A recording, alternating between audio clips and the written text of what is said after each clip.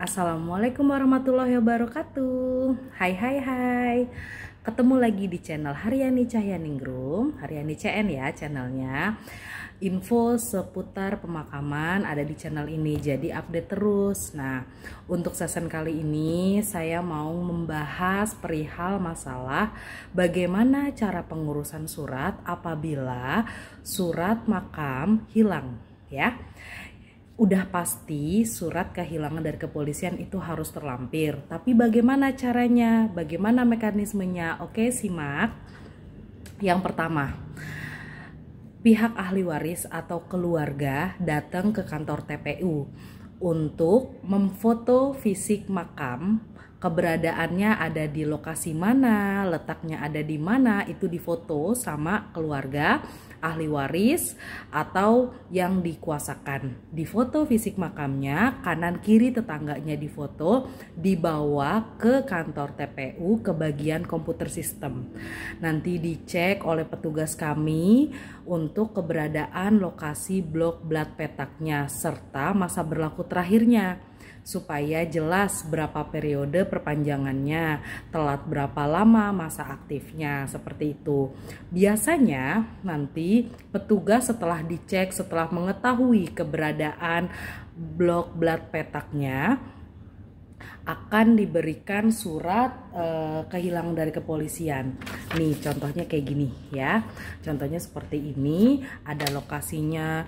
Mohon dibuatkan surat laporan kehilangan dari kepolisian, nomor IPTM, masa berlaku atas nama almarhum siapa, wafatnya tanggal berapa, lokasinya di blok plat petak berapa, itu jelas. Nanti setelah dapat surat kecil atau notes kecil catatan seperti ini, baru dibawa ke polsek atau pospol terdekat. Dapat surat kehilangan dari kepolisian, aslinya dilampirkan, di kopi juga 2 lembar, KTP ahli warisnya 2 lembar, materai 10.000-nya 2, dibawa ke TPU untuk surat pengantar. Selanjutnya proses di kelurahan, bayarnya di Bank DKI. Itu kalau suratnya hilang dan masa berlakunya habis. Tapi kalau surat hilang saja masa berlakunya masih aktif, surat hilang tersebut dibawa ke PTSP kelurahan yang terakhir menerbitkan di kelurahan mana. Nanti minta salinannya gitu ya. Barangkali ada keperluan untuk pengurusan asuransi dan lain-lain, atau untuk keperluan sekolah anak barangkali, atau untuk keperluan nikah kembali bisa, atau untuk keperluan macam-macam lah, ada di pengadilan dan sebagainya, itu bisa gitu ya. Tapi jika memang dibutuhkan juga surat keterangan tambahan dari Kasatpel atau kepala TPU pengelola, itu bisa juga melampirkan IPTM yang terakhir dengan KTP ahli warisnya untuk surat keterangan tambahan bahwa benar yang bersangkutan meninggal dunia pada tanggal, tahun, bulan wafatnya diterangkan oleh kepala TPU, kepala pengelola, Kasatpel, kepala satuan pelaksana, nanti ditandatangani untuk memperkuat. Biasanya itu legalitas yang diminta oleh pengadilan, barangkali sedang ada sengketa waris atau sedang print out rekening, tabungan dan sebagainya. Biasanya seperti itu. Dari pihak bank minta penjelasan tambahan bahwa yang bersangkutan telah meninggal dunia pada tahun sekian, lokasinya di TPU tersebut gitu. Biasanya ada kayak gitu. Nah, itu untuk surat hilang. Terus apalagi sih yang dibutuhkan ketika setelah pemakaman? Item-itemnya banyak. Ada 8, tapi biasanya pada saat penguburan sudah masuk 3, jadi kurangnya tinggal 5. Tapi di sini saya jelaskan 8-8-nya supaya tuntas ya. Ini saya berikan catatan. Ada 8 item yang harus disiapkan setelah pemakaman. Yang pertama itu jelas fotokopi KTP almarhum. Yang kedua KTP ahli waris. Yang ketiga pengantar RT RW. Yang keempat surat kematian dari rumah sakit atau puskesmas. Yang kelima akte kematian dari kelurahan. Yang keenam IPTM tumpang jika memang pemakamannya tumpang ya. Surat perpanjangannya itu dilampirkan tapi harus aktif. Kalau belum aktif perpanjang dulu ya.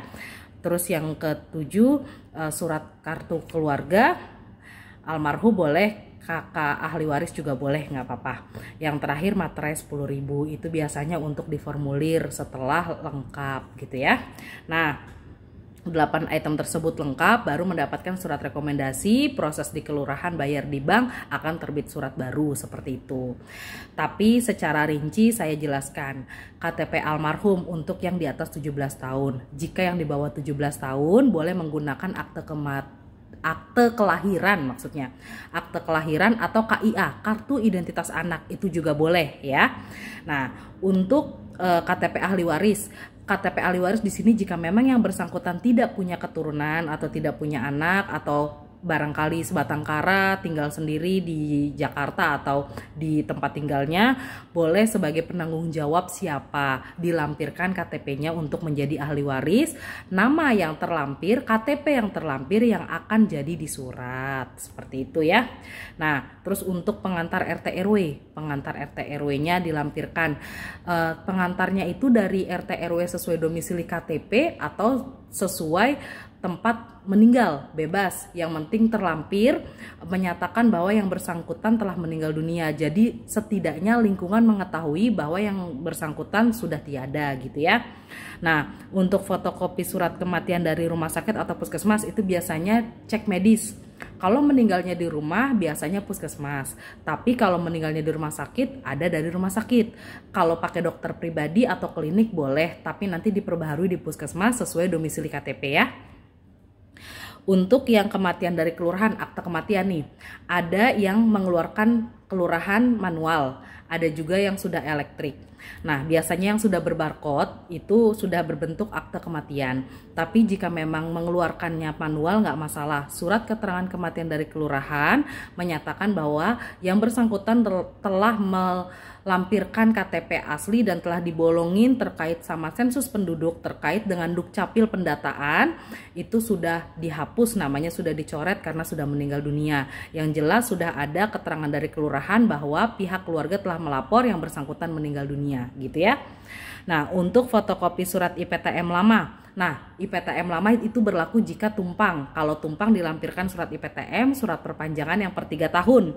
Masa berlakunya harus aktif. Jadi kalau tidak aktif harus diperpanjang dulu. Statusnya harus aktif ya kalau tumpangan, karena masa berlaku untuk tumpangan mengikuti masa berlaku yang lama, yang awal. Yang baru hanya nebeng nama. Jadi cuma numpang nginep, ibarat ngekos ya gitu ya. Jadi yang bayar kontrakan tetap yang lama gitu ya. Terus untuk yang fotokopi kartu keluarga almarhum, kalau memang sudah diambil kelurahan belum sempat difotokopi nggak masalah, dilampirkan fotokopi kartu keluarga ahli waris seperti itu. Nah, untuk materainya 10.000 itu disiapkan kurang lebih 3, karena untuk ngisi formulir di kelurahan, terus ngisi formulir juga di TPU ya. Untuk cadangan disiapkanlah kurang lebih 3 kalau untuk pemakaman ya. Nah, itu item-item yang harus dilengkapin. Nah, berapa lama sih penggaliannya? Durasinya kurang lebih 2 jam.